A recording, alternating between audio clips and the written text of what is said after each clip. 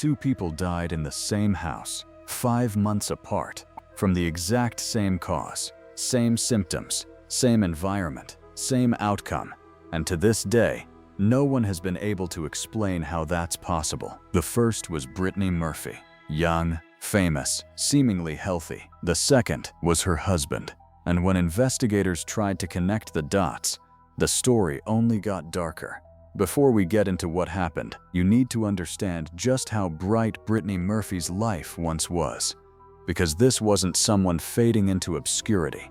She was, at one point, everywhere. Brittany had a presence that was hard to describe, but impossible to ignore. There was something about her that felt genuine in an industry built on performance. She wasn't polished in the traditional Hollywood sense.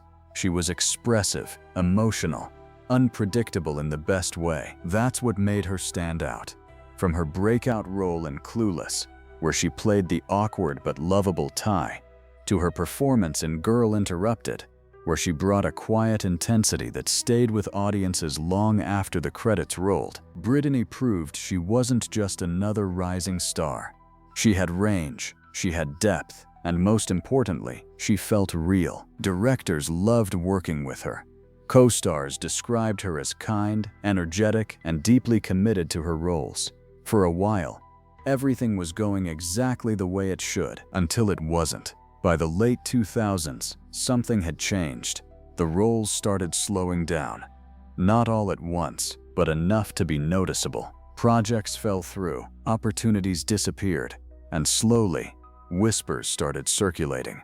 Rumors about her health, about her weight, about her behavior on set. In Hollywood, perception can become reality very quickly, and once those rumors start, they're hard to stop. But the real change wasn't just in her career, it was in her personal life. Brittany was living in a large Mediterranean-style mansion in the Hollywood Hills. On the outside, it looked like a dream. High gates, private driveway, luxury interiors. But inside, things felt different. The house itself already had a strange history. Before Brittany owned it, it belonged to Britney Spears, another massive star going through her own very public struggles. And according to multiple reports, Brittany didn't like the house. She claimed it had a heavy feeling, a negative energy. Some even say she believed it was haunted. Now, whether that's true or not doesn't really matter. What matters is what happened next, because by the time Brittany was living there, that house would become the center of one of Hollywood's strangest mysteries. Inside that house, Brittany lived with two people, her mother, Sharon Murphy, and her husband, Simon Monjack. And Simon Monjack is where this story starts to take a darker turn. To the outside world, Monjack presented himself as a successful British screenwriter, confident, charismatic, connected. But behind the scenes, the picture wasn't so clean. People who knew Brittany began raising concerns. They described him as controlling, unpredictable, someone who liked to keep things contained. Friends said Brittany started pulling away from them. Phone calls stopped, invitations were declined. Relationships that had once been strong slowly faded. And many believed Simon was the reason. Some even claimed he deliberately isolated her, cutting her off from the very people who could have helped her. By 2009, Brittany Murphy's world had become very small. Fewer friends, fewer public appearances, and a career that was no longer moving forward the way it once had. Then came the incident in Puerto Rico. Brittany had been cast in a film, something that could have helped rebuild her momentum. But suddenly, she was removed from the project. Officially, it was explained as creative differences. But that explanation didn't satisfy everyone. Rumors began circulating again about her condition, about her behavior, about what was really going on behind the scenes. When Brittany returned to Los Angeles after that trip, people noticed something immediately. She didn't look well. This is where the final 6 weeks begin, and this is where everything starts to unravel.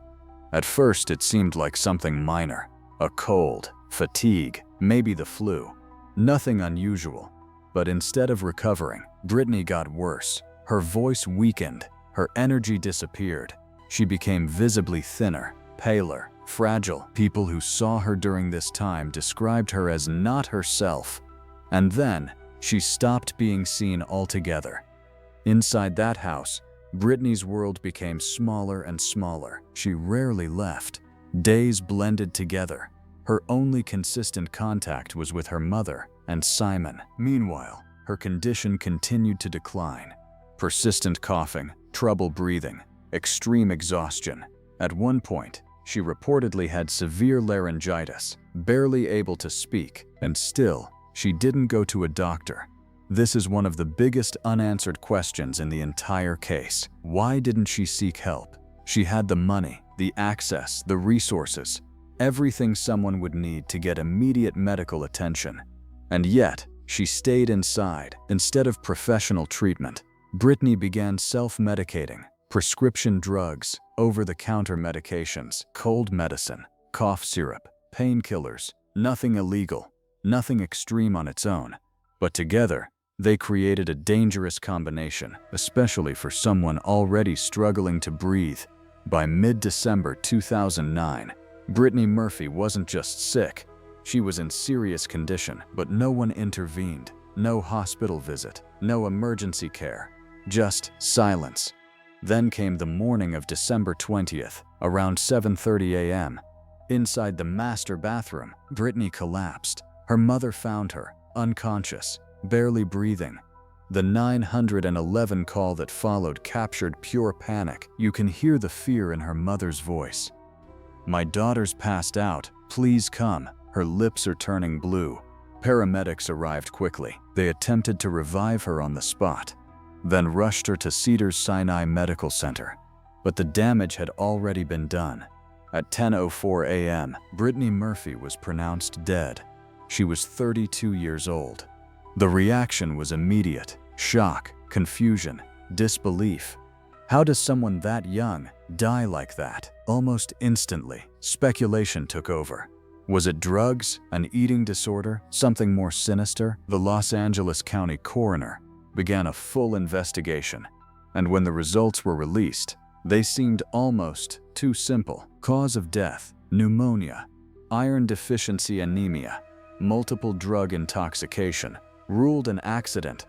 On paper, it made sense. A weakened body, untreated illness, combined medications, a perfect storm. But investigators admitted something that changed everything. Her death was preventable. If she had received proper medical care, she likely would have survived. And that's where the story should have ended. A tragic case of neglect. But it didn't, because 5 months later, everything changed. May 23rd, 2010.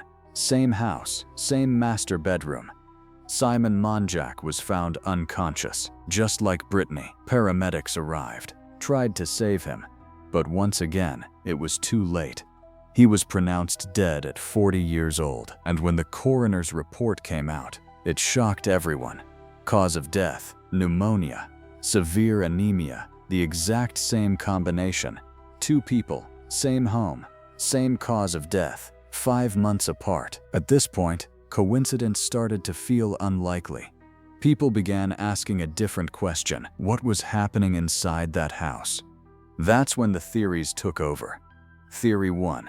The house itself was toxic. Some believed dangerous black mold was hidden within the walls, slowly weakening anyone exposed to it, making them vulnerable to illness. Brittany's mother supported this theory, even taking legal action. But officials found no solid evidence, no confirmation in toxicology reports. Still, the idea never fully went away. Theory 2. Poisoning. Brittany's father strongly believed this. He ordered independent testing on her hair. The results allegedly showed high levels of heavy metals, substances sometimes linked to poison. He became convinced she had been murdered. But these claims were widely disputed and never officially proven. Theory 3. Isolation and neglect. No conspiracy, no hidden toxins, just a series of small decisions leading to a tragic outcome. A woman under pressure, surrounded by the wrong people, cut off from help, and slowly getting worse until it was too late. So what really happened? Even now, There's no clear answer. No single theory explains everything. No evidence closes the case completely. But maybe the most unsettling part of this story is how simple it might be. Because if the official report is true, then Brittany Murphy didn't die from something mysterious, or rare, or impossible to understand. She died from something treatable, something doctors deal with every day. And that's what makes this case so disturbing. Not just the unanswered questions, but the possibility that there was never supposed to be a mystery at all. Because in the end, this isn't just a story about how she died. It's a story about everything that led up to it. The isolation, the pressure, the silence, and a life that, under slightly different circumstances, might have turned out very differently. A bright, undeniable spark, gone in a way that still doesn't feel real.